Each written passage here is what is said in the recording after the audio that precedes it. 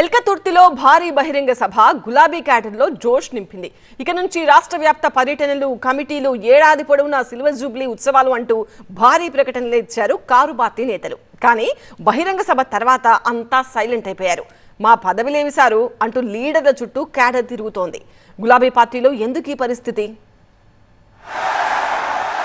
అనుకున్నట్టుగానే ఎల్కతుర్తి సభ విజయవంతమైంది. కేసీఆర్ ప్రసంగం కార్యకర్తల్ని ఉత్సాహపరిచింది. కాంగ్రెస్ ప్రభుత్వం అన్ని విధాలుగా ఫెయిల్ అయిందని, ఇంతలా మోసం చేస్తుంటే చూస్తూ ఊరుకునేది లేదని, హామీలు అమలు చేసే వరకు రేవంత్ సర్కార్ను వదిలిపెట్టబోమంటూ వజ్రోత్సవ సభ వేదికగా చెప్పుకొచ్చారు గులాబీ బాస్ కేసీఆర్.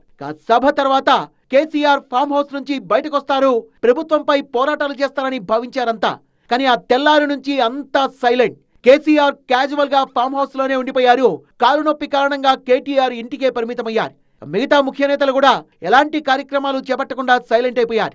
ప్రతిపక్షంలో ఉన్న పార్టీ ఏదో ఒక అంశంతో ప్రజల్లోకి వెళ్ళాలి, ప్రత్యేక కార్యాచరణతో ప్రజల తరపున పోరాటం చేయాలి. కానీ కారు పార్టీ నేతలు ఎందుకో సడన్ బ్రేక్ వేసుకున్నారు. కార్యాచరణ సంగతి పక్కన పెడితే పార్టీలో కమిటీలపైన దృష్టి పెట్టలేదు. కనీసం పార్టీ పదవులు కూడా భర్తీ చేయకపోతే ఎలా అని కార్యకర్తలు చర్చించుకుంటున్నారు. అధికారంలో ఉన్నన్నాళ్లు క్యాడర్ను దాదాపుగా పట్టించుకోలేదు. ఎప్పుడో ఒకసారి అధ్యక్ష పదవుల్ని ప్రకటించి అలాగే వదిలేశారు. ఆ అధ్యక్ష పదవులు కూడా అప్పటి ఎమ్మెల్యేలు, ఎమ్మెల్సీలకే కట్టబెట్టారు. ఇప్పుడైనా తమకు పదవులు దక్కుతాయని భావిస్తున్న నేతలకు నిరాశ ఎదురవుతోంది. పార్టీలో పూర్తి స్థాయి కమిటీలు లేకపోతే సమన్వయం ఎలా సాధ్యమనేది క్యాడర్ ప్రశ్న. పార్టీ కోసం పనిచేస్తున్న కార్యకర్తలు, నేతల్ని గుర్తించి మండల, జిల్లా, రాష్ట్ర స్థాయి కమిటీల్లో సముచిత స్థానం కల్పిస్తామని ఎల్కతుర్తి సభ ముందు కార్యకర్తలకు భరోసా ఇచ్చారు కేసీఆర్. పార్టీ అనుబంధ సంఘాలు, విభాగాలకు కొత్త అధ్యక్షుల నియామకం కూడా చేపడతామన్నారే గాని ఇంతవరకు ఆ దిశగా అడుగులు పడలేదు. కమిటీలు లేవు, అనుబంధ సంఘాలు లేవు.